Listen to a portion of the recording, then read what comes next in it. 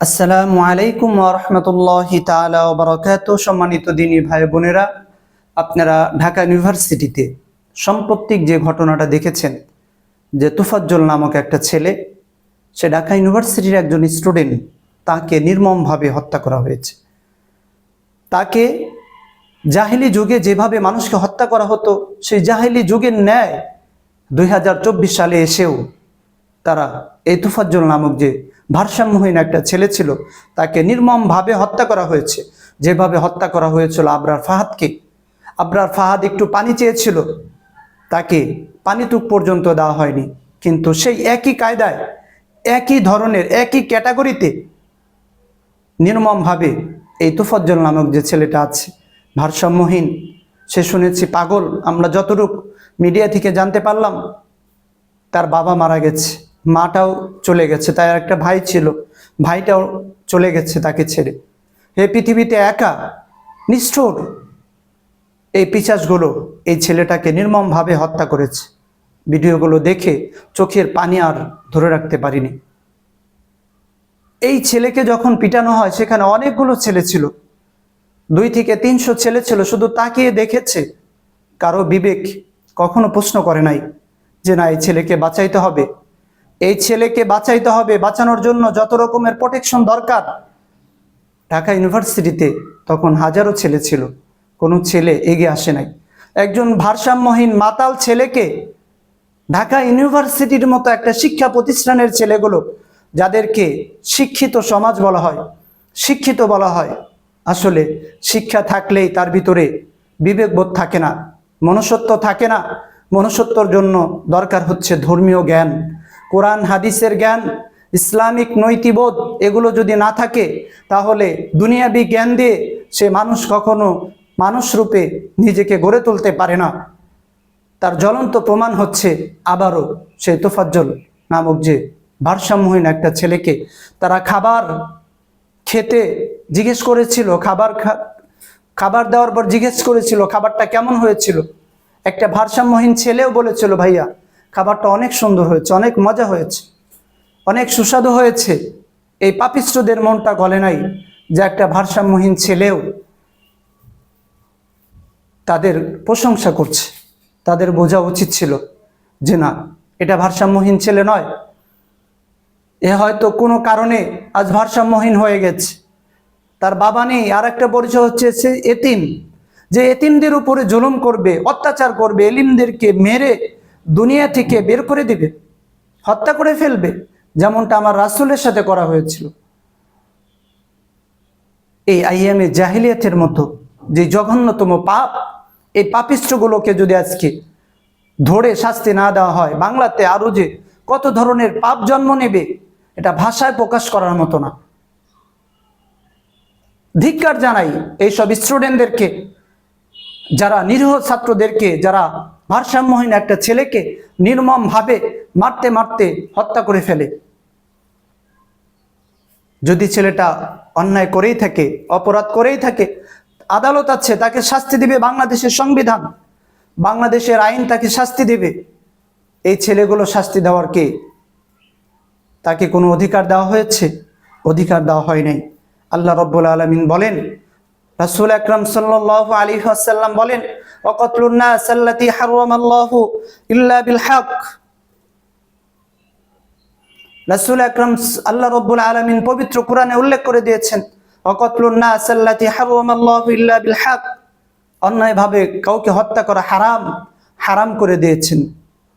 আল্লাহ রাব্বুল আলামিন বলেন, যারা জালেম আছে তাদের কোনো সাহায্যকারী থাকবে না, তাদের কোনো সফলতা নেই, তাদের জীবনে ব্যর্থতা আছে। আমরা দেখেছি জালেমের পরিণতি কেমন হয়। কিন্তু আবার আর এক শ্রেণীর জুলুম বাংলার জমিনে মাথা চারা দিয়ে উঠতে চাচ্ছে। এই জন্য বাংলার জনগণকে এদের প্রতিহত করতে হবে। যারা জুলুম বাজাচ্ছে তাদের সঠিক বিচার বাংলার জমিনে করতে হবে। আল্লাহ রাসূল সাল্লাল্লাহু আলাইহি ওয়াসাল্লাম বলেন, আয-যুলমু যুলমাতুন ইয়াউমাল কিয়ামা। কিয়ামতের দিন এই জুলুমটা অন্ধকার আকার ধারণ করবে। এই জন্য এই ছেলেকে যারা নির্মমভাবে হত্যা করেছে তাদেরকেও ফাঁসি দিতে হবে। ফাঁসির দড়িতে ঝুলিয়ে তাদের বাংলার জমিনে যদি ফাঁসি দেওয়া না হয়, এরকম হাজারো আবরার হত্যা, তোফাজ্জল মতো নির্মমভাবে মানুষ হত্যা হতেই থাকবে। এই জন্য যারা জালেম আছে তাদেরকে প্রতিহত করতে হবে। বাংলার জমিনে কোনো জালেম জানি আবার আমাদের সমাজে মাথা চারা দিয়ে উঠতে না পারে, আমাদের সেদিকে সতর্ক থাকতে হবে, সজাগ থাকতে হবে। কোনো জালেম জানি আমাদের সমাজে আবার দাঁড়াইতে না পারে, নির্মমভাবে আবরার এই তোফাজ্জলদের মতো নিরীহ মানুষদেরকে অন্যায়ভাবে হত্যা করতে না পারে। এই জন্য বাংলার জনগণকে সব সময় এ ব্যাপারে সতর্ক থাকতে হবে এবং মাজলুমের পক্ষে থাকতে হবে। এতগুলো ছেলে মিলে ওই ছেলেটাকে মেরেছে, ওখানে আরো অনেক ছেলে ছিল, কেউ প্রতিবাদ করে নাই। সবগুলো ছেলেই দোষী, কারণ ওরা প্রত্যক্ষ করেছে, দেখেছে, প্রতিবাদ করে নাই। যদি মুখ দিয়ে ভাষা দিয়ে পারতো, হাত দিয়ে না পারতো, ভাষা দিয়ে করতো, মন থেকে করতো। এই ছেলেটাকে সাহায্যের জন্য যদি কাউকে বলা দরকার, সে যদি বলতো, তাহলে হয়তো এই ছেলেটার প্রাণনাশ হতো না, জীবনটা আজ বেঁচে থাকতো। আর বলতো না যে ভাতটা অনেক মজা হয়েছে, ভাতটা অনেক মজা হয়েছে। এই ছেলেটা আর বলবে না কোনো দিন যে ভাইয়া খাবারটা অনেক সুস্বাদু হয়েছে, এই খাবারটা অনেক মজাদার হয়েছে। এই ছেলেটা আর বলবে না। ছেলেটার পরিবার নেই, মা নেই, বাবা নেই, একটা ভাই ছিল, ভাইটা হয়তো চলে গেছে। কতটুকু নিষ্ঠুর হলে এরকম কাজ করতে পারে? যেই ছেলেটা সবচেয়ে বেশি এই ছেলেটাকে মেরেছে, তাকে সাংবাদিক প্রশ্ন করেছে, আপনি কেন মেরেছেন?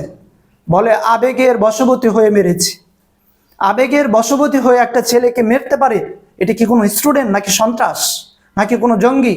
আজ আলেম সমাজ কোনো কথা বললে, একটু বললেই জঙ্গি উপাধি দেওয়া হয়। আসলে জঙ্গি তো আলেম সমাজ না, জঙ্গি হচ্ছে ওই সব সন্ত্রাসীগুলো যারা শিক্ষার নামে নির্মমভাবে অত্যাচার মানুষগুলোকে হত্যা করে। একবার হত্যা করতেও তারা একবারও পিছুপা হয় না, ভাবে না। এরা শিক্ষার নামে তারা জঙ্গিবাদ শিখছে। এই জন্য ঢাকা ইউনিভার্সিটিতে যেই সকল ছাত্র ভাই আছে, কোরআন হাদিস যারা জানেন, তাদেরকে রুখে দাঁড়াইতে হবে। এইসব জঘন্যতম কাজ, হত্যাকাণ্ড যেন ঢাকা ইউনিভার্সিটির মতো পাচ্ছে অক্সফোর্ডে জানি আর আমরা দেখতে চাই না।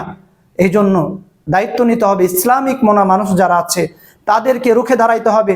এই সন্ত্রাস, এই জুলুমবাজ, এই অত্যাচারী যারা আছে তাদের বিরুদ্ধে দাঁড়াইতে হবে। কাদেরকে? যারা কোরআন বোঝে, হাদিস বোঝে, যাদের ইসলামী মূল্যবোধ আছে। এই জন্য আমরা শুধু তারাই নয়, আমরা সকলেই যেন এই জুলুমের বিরুদ্ধে দাঁড়াইতে পারি।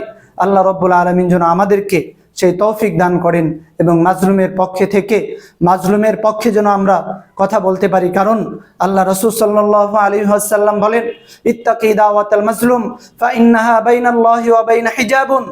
একজন মাজলুম আর আল্লাহ তাআলার মাঝে কোনো পর্দা থাকে না। মাজলুম ফরিয়াদ করতে দেরি, আল্লাহ রাব্বুল আলামিনের কাছে ফরিয়াদ পৌঁছতে দেরি নাই।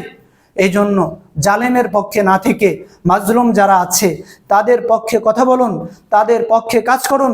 আল্লাহ রাব্বুল আলামিন দুনিয়াতেও আপনাকে সফলতা দিবেন, কাল কিয়ামতের ময়দানে আপনি জুলমিয়াত থেকে, কঠিন অন্ধকার থেকে আপনিও বেঁচে থাকতে পারবেন। আল্লাহ তাআলা যেন আমাদেরকে সেই তৌফিক দান করেন। আমিন। ওয়া আখির দাওয়ানা আনিল হামদুলিল্লাহি রাব্বিল আলামিন।